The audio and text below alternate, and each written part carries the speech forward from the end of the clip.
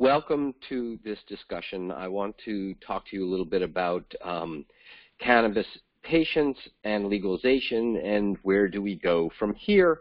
Subtitle to this is why we need a more medical rather than a less medical system, and I am Jordan Tishler. Just a little bit about myself. I went to Harvard Medical School a bazillion years ago, trained in internal medicine at the Brigham and Women's Hospital here in Massachusetts, and then spent a good 15 years working as an emergency room physician for the VA Medical Center. And around 2011, when Massachusetts started talking about medical cannabis, I thought to myself, you know, I've seen all of these veterans who've been harmed by all of these substances, in particular alcohol, and yet I've never seen anybody who was harmed by cannabis. And it made me start to think that, well, you know, if there's some evidence that cannabis could be helpful as a medicine, and we're certainly not talking about that, then maybe I need to learn something about it. So there ensued several years' worth of my deep dive into the medical literature to find out what I could. As you might imagine, I went into that with a certain amount of skepticism, but emerged from my homework thinking that, in fact, cannabis could be a very useful medication for the right sort of patients under the right circumstances, and in particular at the right doses. That led me to look around and realize that few of my colleagues knew much about this, and furthermore that the federal prohibitions would prohibit my practicing this sort of medicine in the VA, of course, but also, more importantly, in any of the large private institutions like the Brigham or Mass General, because they receive pretty much all of their funding through the federal government. So that led me to form my private practice, InhaleMD, which was my way of being able to bring this therapy not only to patients, but then to be able to go back to these large home institutions where people knew me and to be able to present this data and show them why this is valid and how we could take care of their patients together as a team. Subsequent to that, I formed the Association of Cannabis Specialists because I wanted to elevate the level of care for patients. I wanted to make sure that physicians doing this sort of thing understood the data and were representing it well. And I wanted to make sure that physicians who would not do this sort of medicine understood enough about the cannabis to know when they should refer patients to a specialist and also when not to. The association also has a mission of working with lawmakers to help them understand the importance and differences that patients have, and that's obviously part of what we're going to discuss today. And then last, the association is working intimately with industry to help the industry understand what it is that patients need, how patients are different from recreational users, and how they need to be treated differently. I'm going to read and discuss with you a number of quotations that I have heard from my patients over the last few years because I think they represent problems that we have in our current system and really exemplify the harms that come from these problems. Here's one. I don't know what your doctor is talking about. Don't listen to him. I'll tell you what to do. This was said to a patient who related to me by a large dispensary group, and ultimately that patient was telling me this in the context of the fact that they didn't get from that dispensary what it was that I had suggested to them, and in fact had been talked into a whole range of products which, when he went to use them, in fact made him sick. They kept trying to get me to buy more. They have volume deals and push other products. And what's up with the prize wheel? This isn't The Price is Right. This is an actual quote. And it really exemplifies the fact that when patients go to the dispensaries, they are treated as though they were a consumer, not a patient. And there are an array of sales techniques and tactics that are employed with or against these patients in a manner that confuses and suggest that they should be doing things other than what is medically appropriate for them. And we have to contrast this a little bit to our experience when we go into a pharmacy, where we go in with a prescription, and quite frankly, we get what we came for, and there's no wink, wink, nudge, nudge, hey, would you like a side of Percocet with that? That's because we recognize that patients are, in fact, a vulnerable population and are appropriately protected under the law. He told me to add this keef stuff to my vaporizer, and now I feel sick, doctor. Why? Well, as you well know, keef is a concentrated cannabis product with about 50% THC in it. That is well above anything that I would recommend to my patients. Typically, I would recommend a cannabis flower that is between 15 and 20% THC. But this case, this gentleman went and was advised, as you see, and as a result, he dutifully sprinkled the keef on his flower. And mind you, despite my warnings to the contrary, and not surprisingly, this made him feel very, very sick. This should not happen.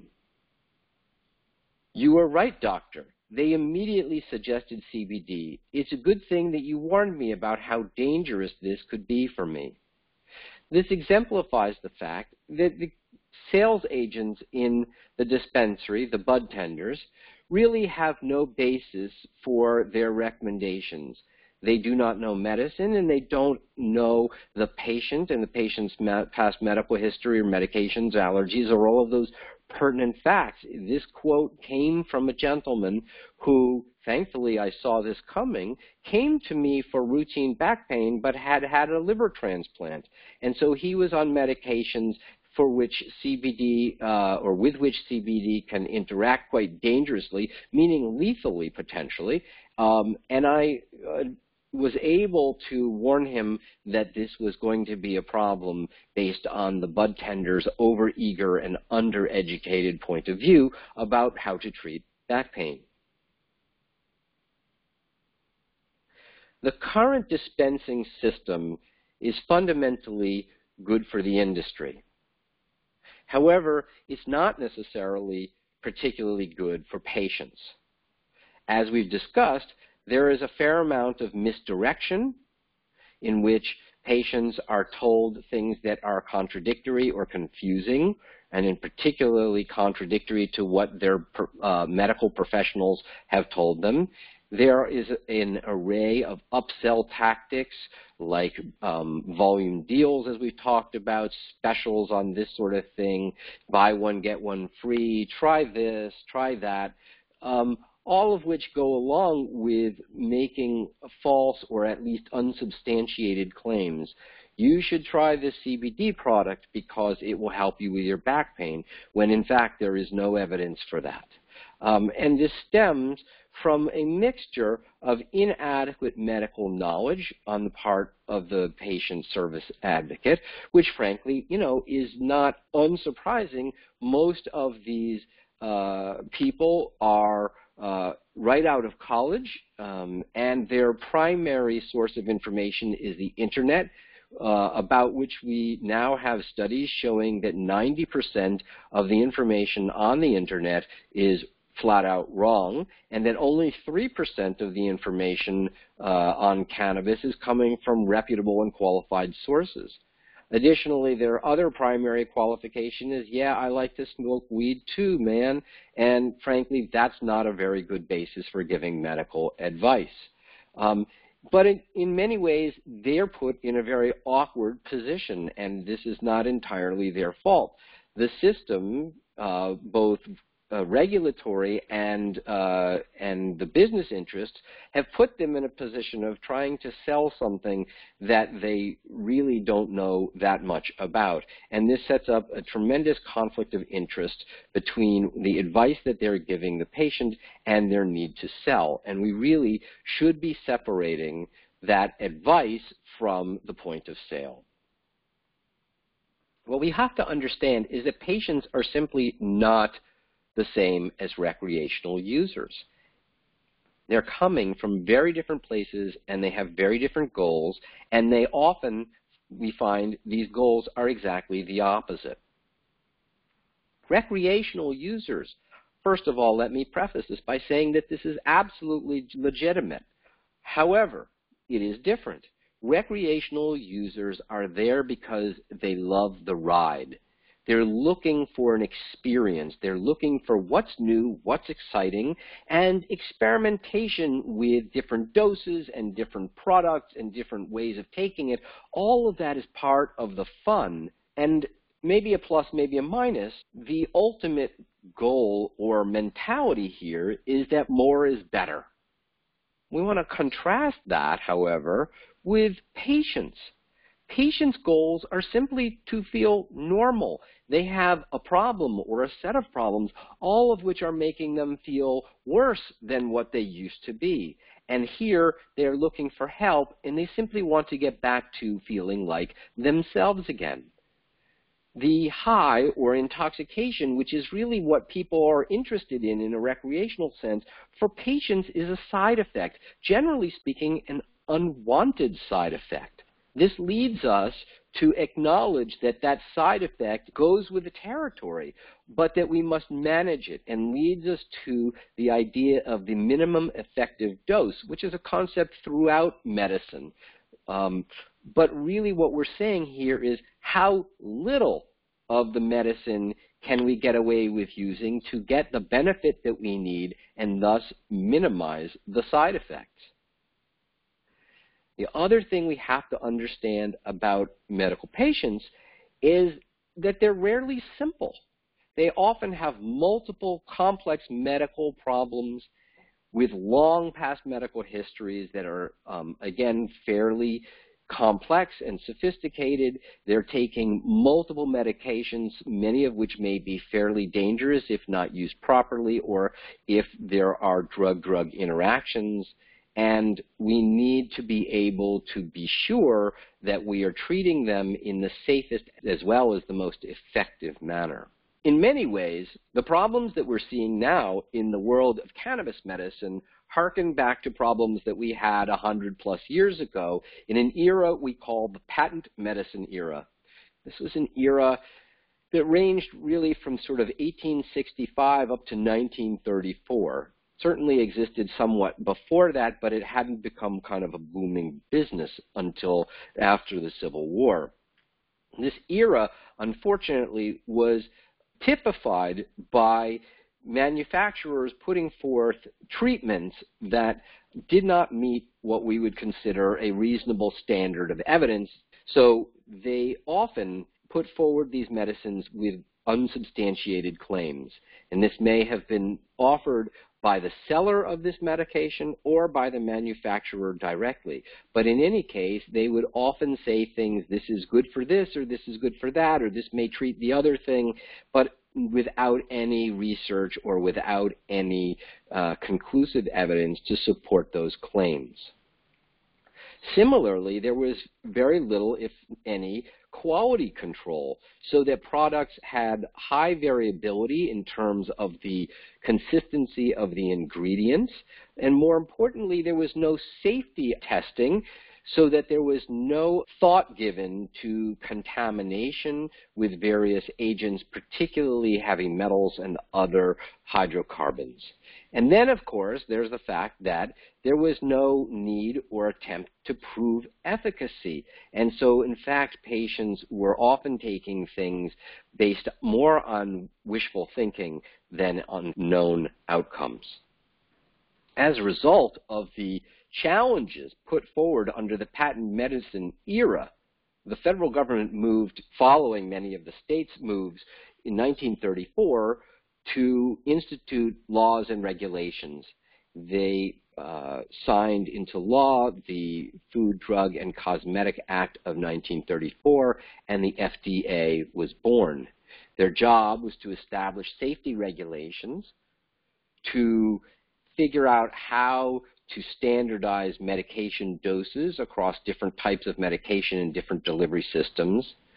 The law defines a prescription as having a medication, specific medication, dose, the route of administration, the frequency, and most probably importantly, a sales amount.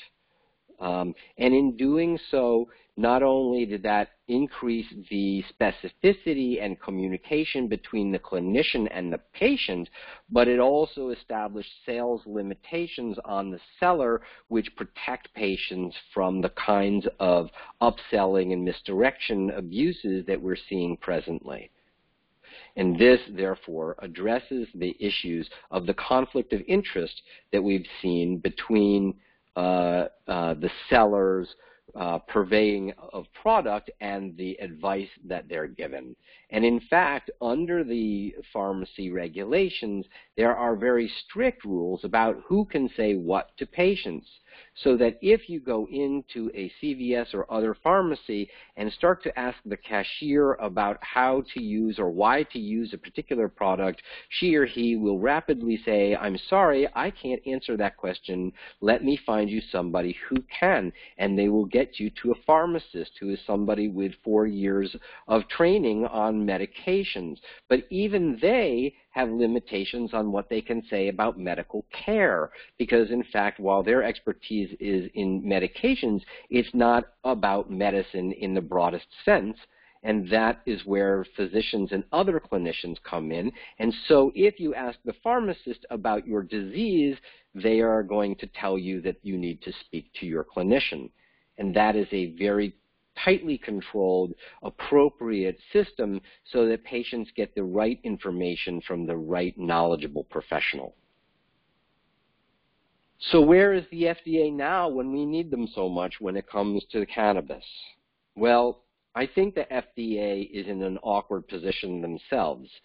I have no doubt that as a group, they would very much like to be able to influence the safety and efficacy of all of the medications that are being used, cannabis included, but federal prohibition really has tied their hands and has kept them from taking their otherwise appropriate actions. They can really only regulate based on data, and again, their hands are tied by the Schedule I status of cannabis. Interestingly, the FDA has at times made statements that they are sort of unsure how to address cannabis because it is a polychemical mixture, meaning it has many, many different chemicals in it, which don't seem so simply purified because we tend then to lose the beneficial action of the medication. It turns out that the FDA does have a botanical pathway for regulating botanicals.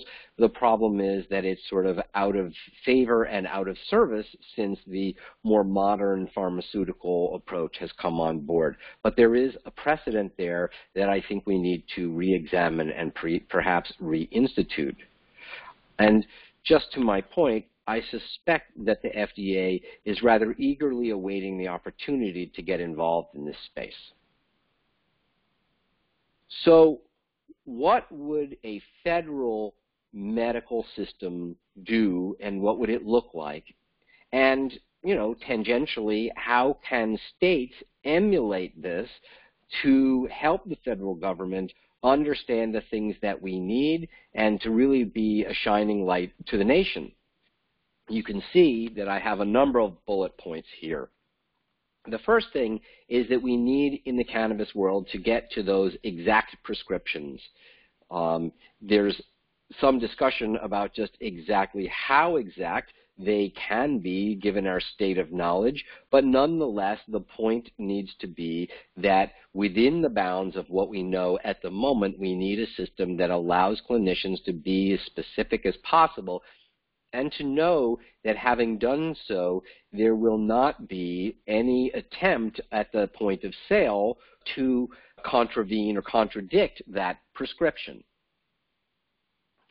Similarly, such a system really needs to clamp down on the medical claims.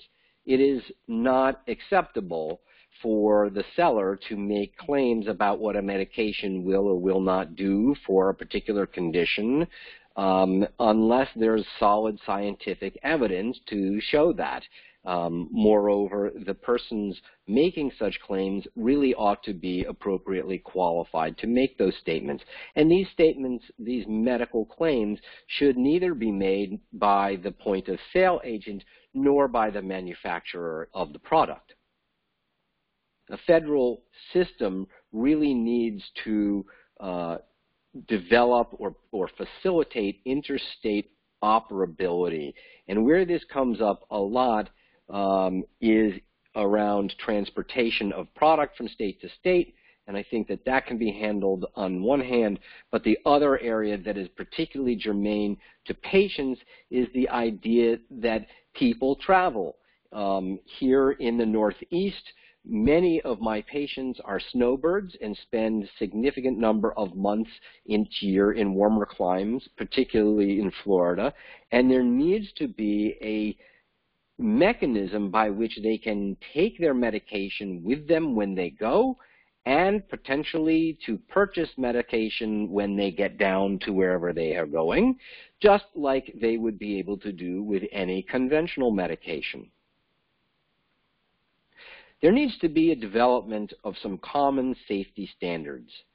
In Massachusetts, where I live, I believe that the testing, while not perfect, is a pretty good start.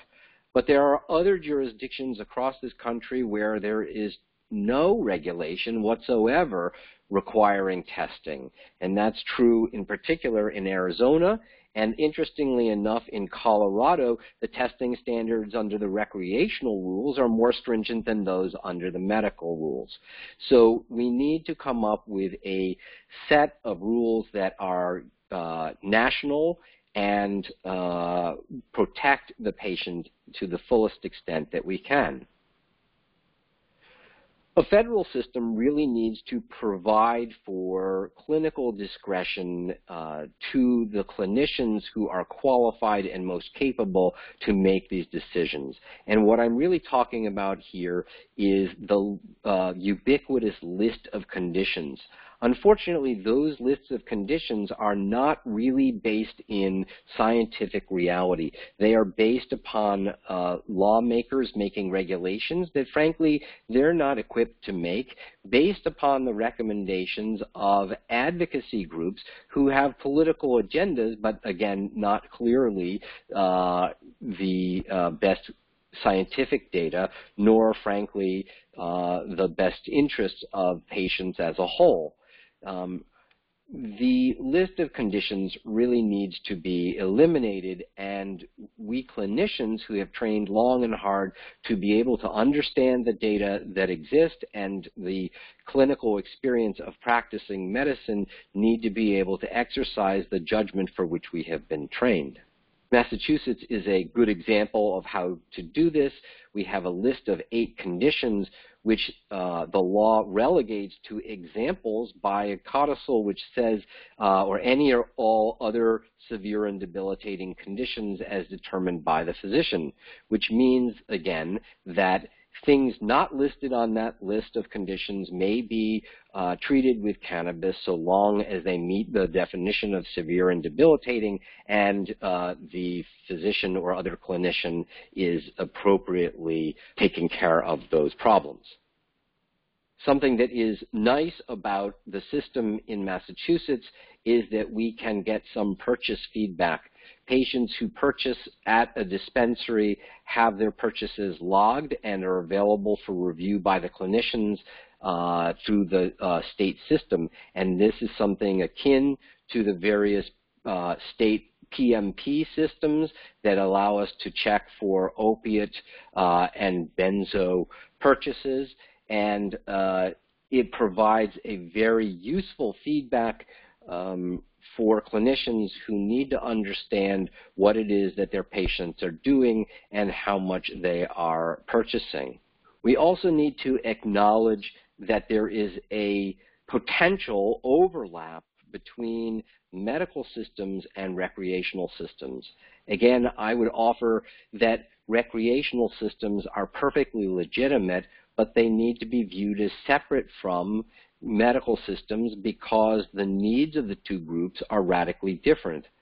But we also need to understand that if people are choosing to participate in the recreational system rather than the medical system, they still need to be protected for safety reasons against contamination and other things, but they also should be protected against the same predatory sales techniques, so that if somebody comes into a recreational store and says, what have you got that I will enjoy this weekend, a lovely sommelier-esque discussion can ensue.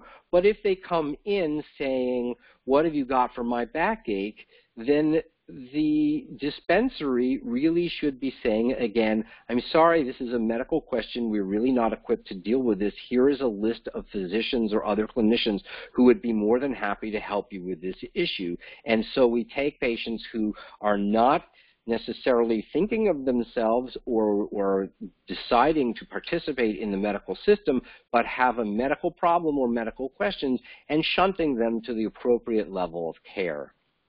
And ultimately, a federal system or a forward-thinking state system should be setting a research agenda around the questions of how best to use cannabis and how can we get more data to facilitate the understanding of what cannabis can and cannot do, what are the safety parameters, and what are the components within cannabis actually doing.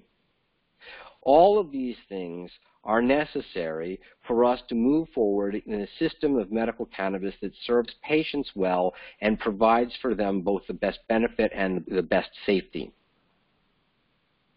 Let me mention again the Association of Cannabis Specialists, the purpose of which is to increase the standard of care for patients, to make sure that patients are getting the best care that they can, and to provide education to physicians who are either going to provide that care or perhaps not provide that care, but provide referrals for their own patients to specialists to provide cannabis care.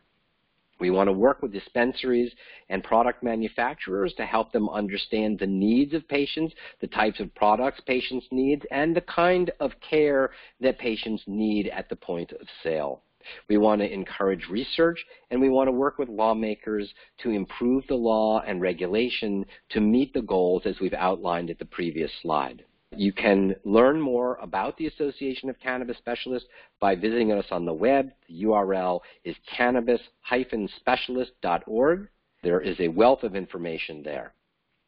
And last, let me make myself available to you. If you have questions, please reach out to me. The best way to reach out to me, of course, is by email. My email is doc@inhalemd.com, and I welcome any and all questions. Thank you so much for listening to me today.